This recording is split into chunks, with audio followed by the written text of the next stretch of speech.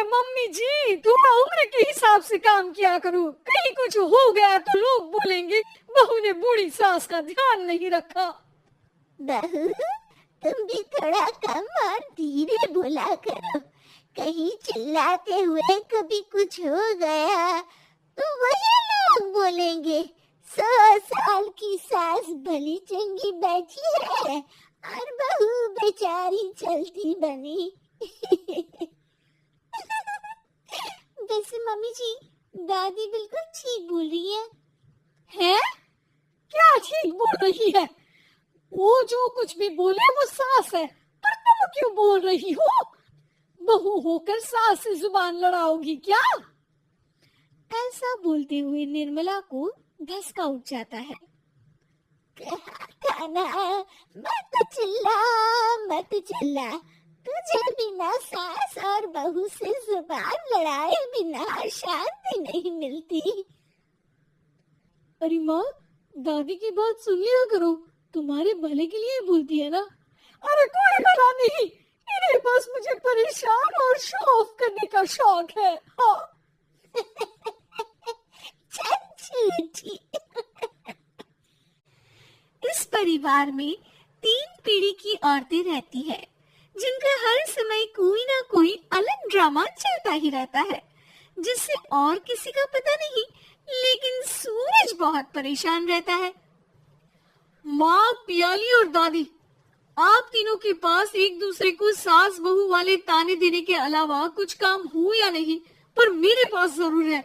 इसीलिए पियाली, जरा लंच ले आओ, मुझे ऑफिस भी जाना होता है। इस पर पियाली सूरज को लंच देती है और वो ऑफिस चला जाता है, जिसके बाद तीनों एक बार फिर अपनी बातों या कह लो कि नोक-झोंक में लग जाती है। इसी में दिन बीत जाता है। रात को सूरज के साथ उसके दोस्त भी खाने पर आते हैं। पियाली, मेरे कुछ दोस्त आए हैं। सॉरी, अचानक प्लान बना तो बता नहीं पाया।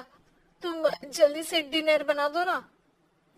अरे वारे, आलसी माँ की आलसी बेटी, पहले बिना बताए दोस्तों को घर ले आओ, फिर बोलो जल्दी से डिनर बना दो। इतनी जल्दी है तो खुद बना लो। अरे माता, सब बाद में दिखा देना, अभी खाना बना दो ना प्लीज। ऐसा बोल के सूरज दोस्तों के पास जाकर बैठ जाता है और पियाली डिनर की टेंशन में अपनी सास के पास पहुंच जाती है, जो अपने कमरे में आराम कर रही होती है। मम्मी, सूरज अचानक दोस्तों को घर ले आए हैं, क्या करूं अब? कुछ ऐसा बताओ ना जो जल्दी बन जाए और सर्व करते हुए भी अच्छा लगे। अरे रेस्टोरेंट से मंगा ले, दोबारा परेशान मत करना, सोने दे मुझे। इतने में दादी सास भी वहां आ जाती है। वाह, आलसी का आइडिया भी उसी की तरह बेकार है। कोरोना में बाहर से खाना मंगाएंगे।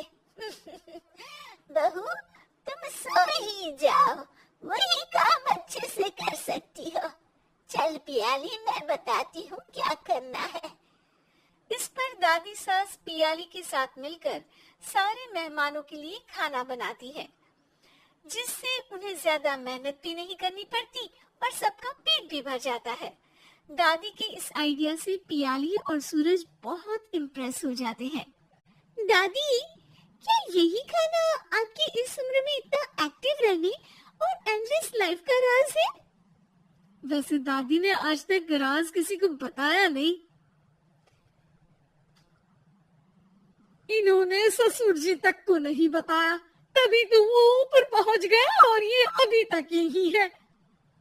तेरी सास मेरे ऊपर पहुंचने का ही इंतजार कर रही है, पर इस आलसी का ये सपना पूरा नहीं होने वाला। क्यों जी, अमर होने का वरदान लेकर आई हो क्या? अमर का पता नहीं, पर लगता है तुझसे लंबा जरूर जी लूंगी।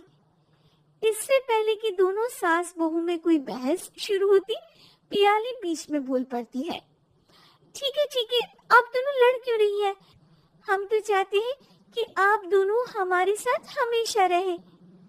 पियाली की बातों पर दोनों शांत हो जाते हैं और उनकी लाइफ पहले जैसे चलने लगती है, जहां दादी सुबह जल्दी उठकर कुछ न कुछ काम करते हुए पूरा दिन बिताती है, तो वहीं निर्मला और पियाली लेट उठने से लेकर धीरे धीरे आलस में काम करना और जब मर्जी सो जाने से अपना दिन बिताती हैं। एक दिन निर्मला की सहेली उनके घर आती है। अरे क्यों रे निर्मला, कैसे चल रही है जिंदगी? सब बढ़िया, बस ये बुढ़िया ऊपर जाए तो ज्यादा अच्छा होगा। अरे ऐसा क्यों बोलती हो? तुम्हें तो उनसे सीखना चाहिए, वो बहुत फुर्तीली है। मैं उन्हें रोज मॉर्निंग वॉक करते हुए देखती हूँ और वहीं तुम और तुम्हारी बहू है जिन्होंने शायद सुबह का सूरज आज तक देखा ही नहीं होगा। सहेली की बात सुनते ही निर्मला भड़क कर चिल्लाते हुए पियाली और अपनी सास को वहां बुलाती है, जिनके साथ सूरज भी वहां आ जाता है और ये सब देख सहेली वहां से चली जाती है। अरे सासू माँ, आपको हमसे क्या दिक्कत है? अब तो मेरी सहेलियां भी आपकी वजह से मुझे ताने देने लगी है। मम्मी जी, कुछ तो लोग कहेंगे, लोगों का काम है कहना, आप इग्नोर करो ना। अच्छा वैसे महारानी, वो तुम्हें भी वही सब बोल रही थी। है? मैंने क्या किया? अरे किलस क्यों रही हो? अब तो समझो और अपना लाइफस्टाइल सुधारो। ओ मोरी मैया, अब हमारा लाइफस्टाइल भी खराब हो गया क्या? आपका तो हाई फाई है ना, बस उतना ही ठीक है। तुम लोग हमेशा पूछते हो ना कि मेरी इस उम्र और अभी भी इतने एक्टिव रहने का राज क्या है, तो वो ये लाइफ स्टाइल ही है जिसे हाई फाई नहीं पर सिंपल कहते हैं। दादी, अब कहना क्या चाहती हो? यही कि मैंने अपनी जिंदगी में बहुत किताबें पढ़ी हैं, जिनमें एक किताब से मुझे ये समझ में आया कि हम कितने गलत तरीके से जिंदगी जीते हैं। उसी के बाद मैंने एक अच्छे जीवन के लिए इकिगाई रूल अपनाया, जिसका मकसद तो सिर्फ अच्छा जीवन जीना था। इतना लंबा कैसे जी गई मुझे खुद अचंभा होता है। ओह, तो मतलब आप मुझे परेशान नहीं करती थी? वो तो आप करती हैं। वैसे ये इकिगाई क्या है? थोड़ी रिसर्च खुद भी कर लो आलसियों, सब मैं ही बता